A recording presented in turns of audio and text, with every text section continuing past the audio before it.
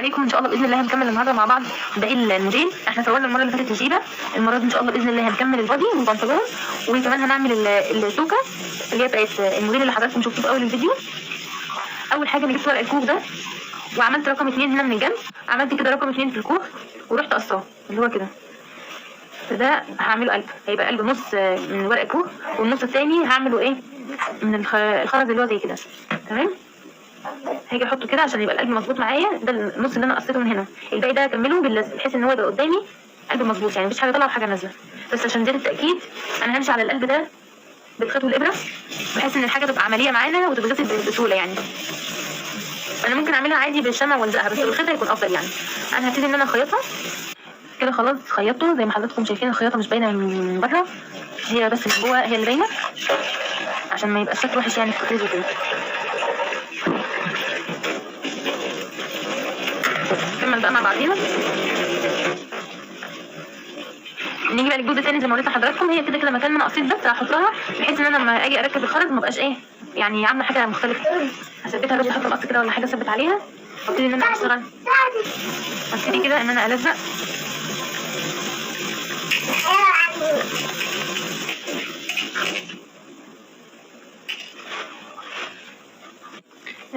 معلش يا حبيبي الحته دي ما اتصورتش كده. زي ما حضراتكم شايفين انا خلاص عملت القلب، والجزء الثاني ده عملته كله بالرصوص اللي هي زي دي، حطيتهم كده جنب بعض.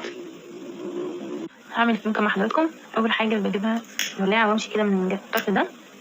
الخطوه دي مهمه عشان الستان ما ينسلش مع حضرتك. من الناحيه الثانيه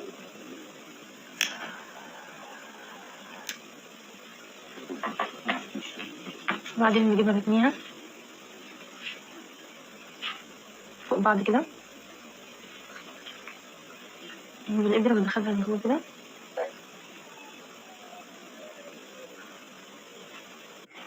كده بعد ما دخلت فيها الخيط هبتدي ان انا اشدها والف الخيط عليها،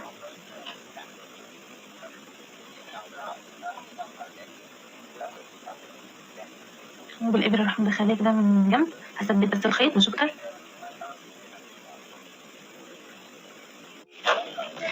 كده يا حبايبي خلاص عملت الثلاث فيونكات، 2 كبار واحده صغيره. انا دي عملتها عشان هحطها هنا كده، مش عارفه شكلها ايه بس اديني يعني بجرب. والاثنين التانيين دول هحط واحده هنا على الكتف، واحده على الكتف التاني، يكون شكلها كده. مش عارفه دي حلوه ولا لا.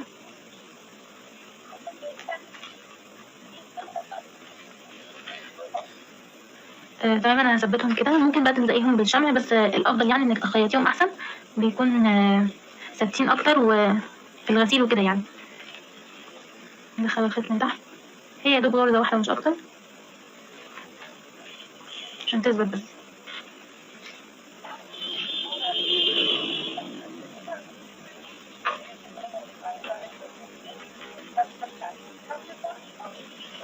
هي كده ثبتها. هقفل بقى الخيط من ورا كده حبايبي. خلاص ثبتها اهي. هحط كمان هنا واحده من الناحيه التانيه على الكتف. يعني مش عارفه احطها كده من فوق على الكتف ولا اميلها، يعني اخليها كده من فوق على الكتف او اخليها من هنا كده. اخليها من هنا احسن. هبدأ اخيط واحده هنا واحده من الناحيه التانيه.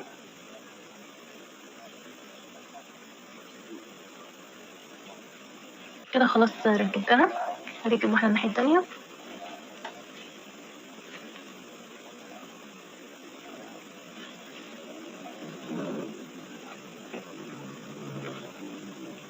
نظبطها الاول عشان ما نركبهاش واحده بعيده عن التانيه يعني. ومن تحت نثبتها، خلي الخيطه كلها من جوه.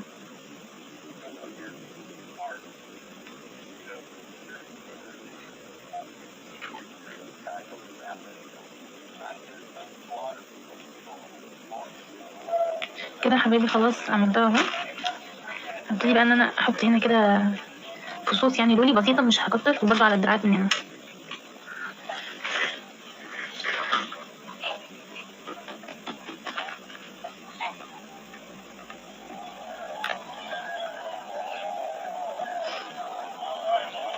حطيت كده كل فيهم خرزايه بسيطه.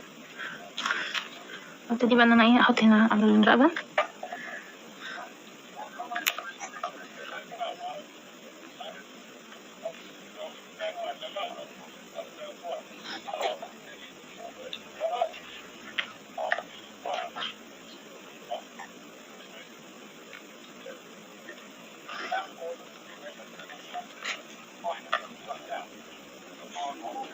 انا بحط كده يعني عشوائي وبمسافات متباعده.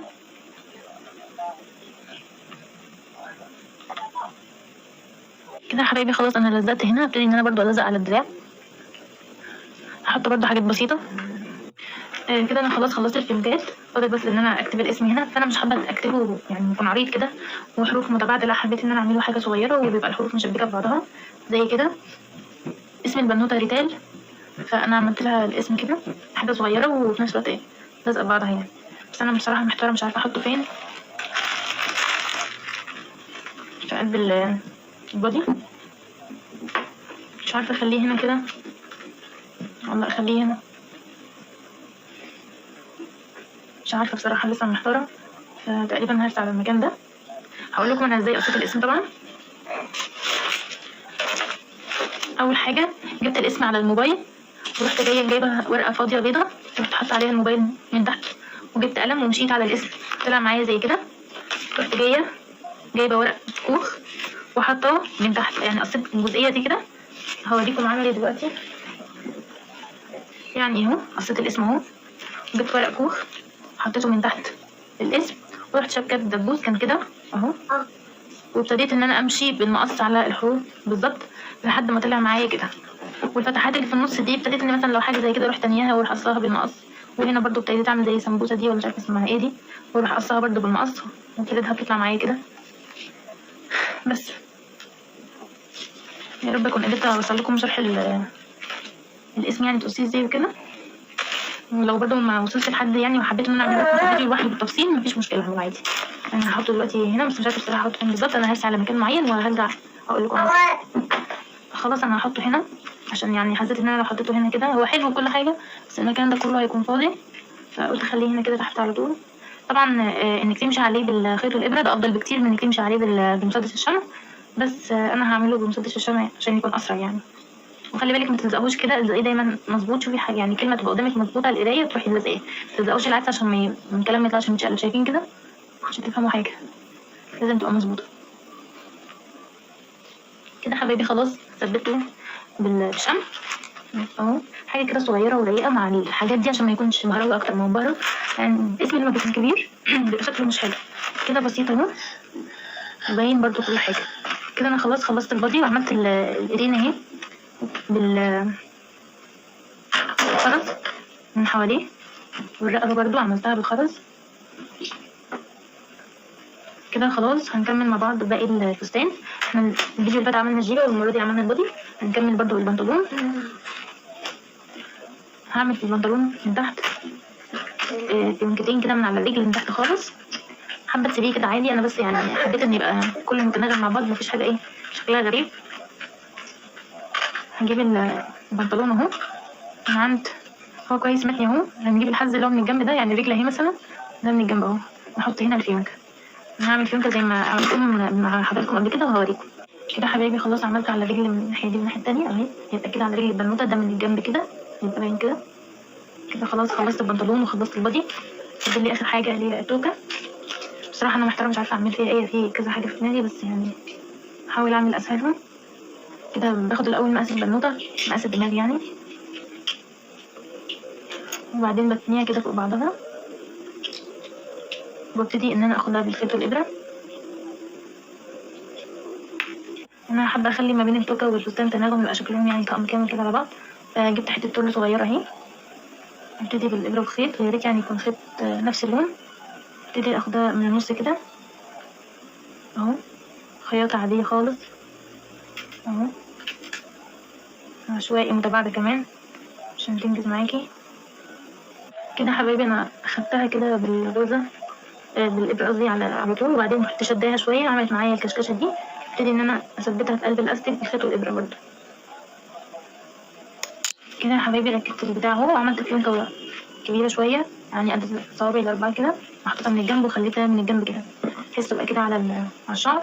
هبتدي بس ازينها بالدولي كده. يا حبايبي خلاص عملتها كلها اهي. زينت كده من ورا حطيت واحده كده هتبقى كده على دماغ البنوته ان شاء الله. معلش حبايب قلبي الفلاش فصل مني. ادي الفستان كله اهو. الجيباتول ده طبعا الظهر بتاعها، بس انا يعني حاطاه من قدام عشان بس يبان في التصوير. حبايبي خلاص الفستان خلص، اشوفكم ان شاء الله باذن الله فيديو جديد، مع السلامه.